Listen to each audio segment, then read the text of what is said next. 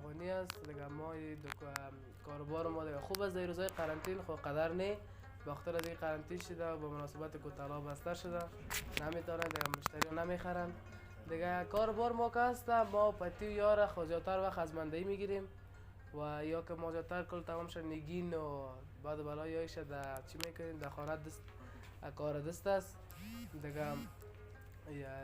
نرخاش فرق میکنه دیگه، هر کدامش نظر به کارش است که چقدر مصرف داره، مصرف یایش چقدر میاد دیگه. می کاروبار ماست خوب است، شکر خدا رو.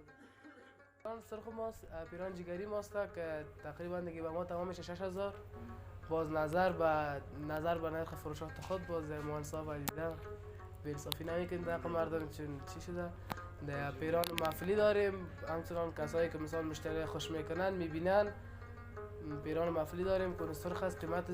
قیمت از این است با خود ما تمام شده 25000. خب متاسفانه چون مردم افغانستان قطعوان خریدن نداره باز ما به کرای میتیم. باز کرای از این است بر مشتری ها نظر بر مشتری دیده و کرایش برش میگیم. بعضی کسا 3500 بعضی کسا 4000. خب آخر ریت ما که میباشه 3500.